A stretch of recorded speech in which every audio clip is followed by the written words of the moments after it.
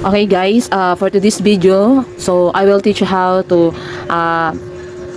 perform printer deployment and remote desktop. So here class, again meron na tayong server and then client. So ito po ay na-configure na natin ng maayos, at the same time si client ganun din. So nakapag create na tayo ng VMware, install ng Windows Server 2019 and also Windows 10 for the client. And na-configure na natin yung Windows Server 2019 and then nakapag-add roles na tayo. And then sa client din ay nakapag-join domain na tayo, na-check na natin yung connection, no? Nakapag-folder redirection na tayo. After the folder redirection, ang next na gagawin natin is printer deployment and remote desktop. Okay, so here, papakita ko sa inyo kung paano mag printer deployment. Okay, so kay server, click lang po natin si server manager.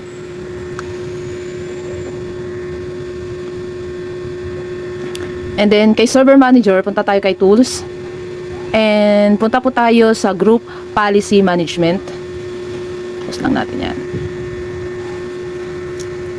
Click lang natin. And dun po sa create po natin na GPO, na Group Policy Management, nung nag-folder redirect tayo, dun lang din po tayo, hindi na tayo mag-create dito ng GPO. Yun lang din po yung isi-select natin. Select natin yung create natin na GPO nung nag-folder redirection tayo. So, click ko yung ICT1 and then right click and then edit. So, select po natin yung user configuration. Under ng user configuration, select natin yung policies. Under ng policies, select natin yung Windows settings. Under ng Windows settings, nandun po sa dulo yung deploy printer. So, click po natin yan and then right click and deploy printer. So, dito, sa pag-enter ng printer name, uunahin po natin yung computer name. Hindi po yung yung virtual machine na ginagamit natin.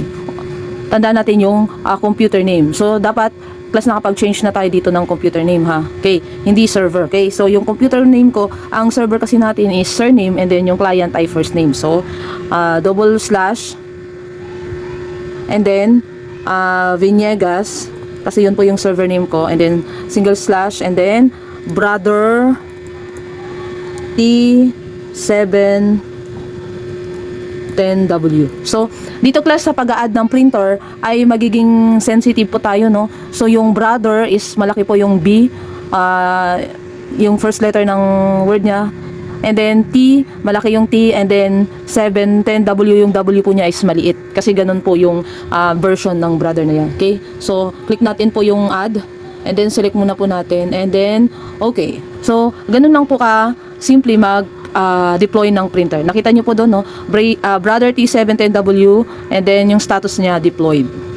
So, tapos na po. Okay? So, next po, ang gagawin naman natin is remote desktop. So, ano na natin yan? Close. Okay, sa remote desktop, first is mag-switch user tayo dito. Kasi nakalagay pa po dito class is yung administrator, hindi pa ako nakapagano. Doon sa server natin ay mag-login po tayo ng server account natin. Sign out natin yan. And then Control Alt Delete. So mag-ano tayo. So other user, and then yung ating server administrator account na ginawa, link 01. Okay,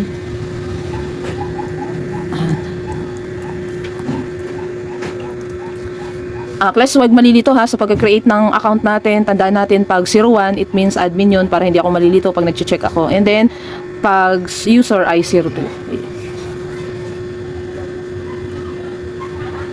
Wait lang po natin.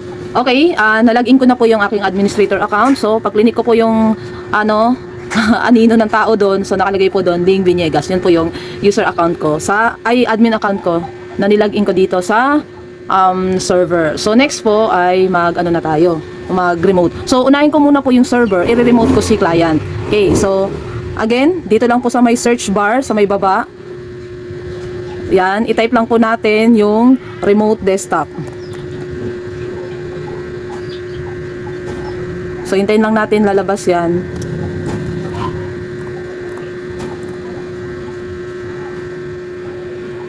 Okay, so click po natin yung remote desktop connection.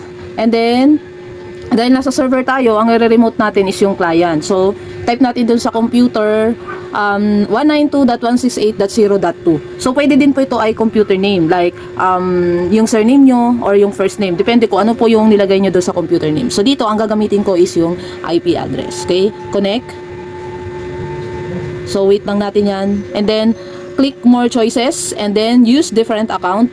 So, ang una kong gagamitin is yung admin link 01 and then at DMIN123 and then okay, wait lang natin. Okay, pag may lumabas dito na window, yes lang po yan, and then wait natin again. Tadang! Ayan na po siya. Ba't lang naman? So, dito kasi, ano ba ginawa ko dito? Ayan. So, ito na po yung ating client. Na-remote ko na po siya.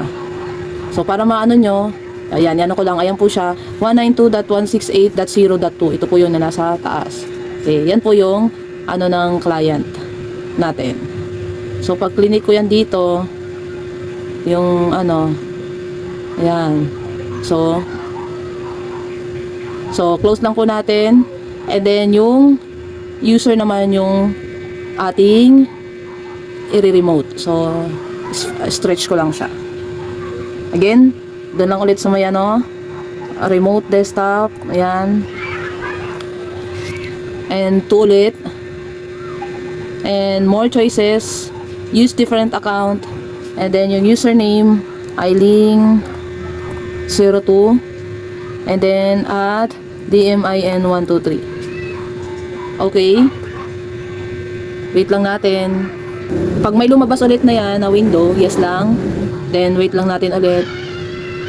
Okay. Nung nag-remote tayo, nagamit natin yung user account. Nakalagay po sa kanya, the connection was denied because the user account is not authorized for remote login. So dapat hindi ka pa makapag-remote nung nasa server ako. Okay. Next.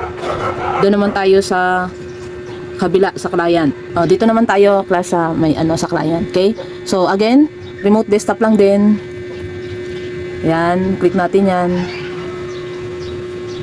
And i-type po natin yung computer IP address ni server 192.168.0.1. Okay? And then connect. So, more choices, and then, use different account, select natin yan, and then, okay. So, dito po ay, yung server, ano muna, admin account, Ling01, and at DMIN123. So, okay. Wait lang po natin. Again, may lalabas ulit na window na ganyan, and then, yes lang po yan. And, wait, again natin. And, ayan na po. Ayan. Yan na po si server. Okay. Na-remote na po natin yung ating server. Okay.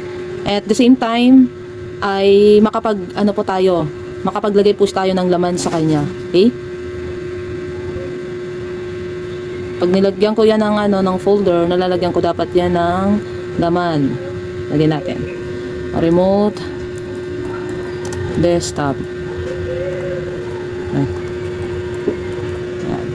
Nalalagyan po siya ng laman. Okay? Next, para mapatunay, stretch natin, ayan 192.168.0.1. So, i-close ko po to. Stretch ko again. Kasi magla-log out na ako. And, itatry ko ulit yung user account. Kung kaya ba natin i-remote si server galing gamit ang user account na nasa client tayo. Okay, yan. And then, more choices. Use different account. Yan. Ling02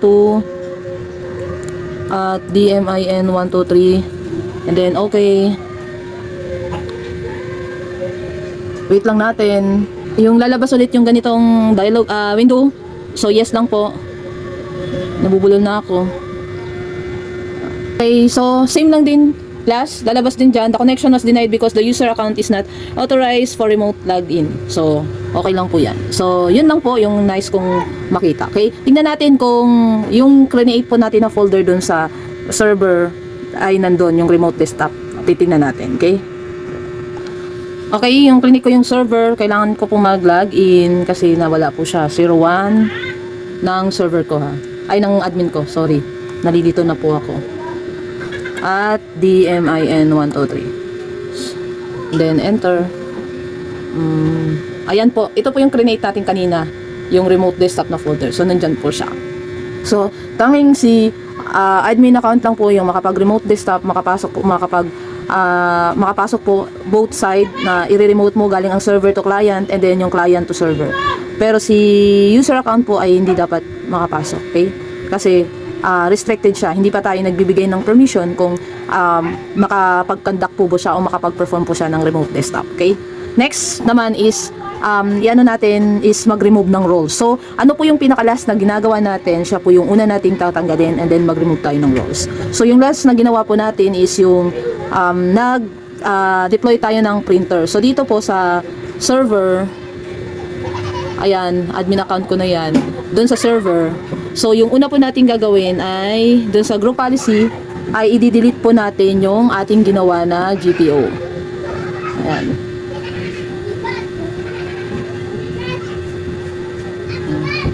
Bala ko po sana i-remove doon yung printer. So, medyo matrabaho na. So, dito na lang kasi ganun lang din naman yun. Okay? So, i-delete lang po natin yan. Dito po sa group policy object. Yan. Dito po tayo mag-delete. And then, lahat na po yan ay matatanggal. Okay? So, and then, bago po tayo mag-remove roles. So, ganun lang din po.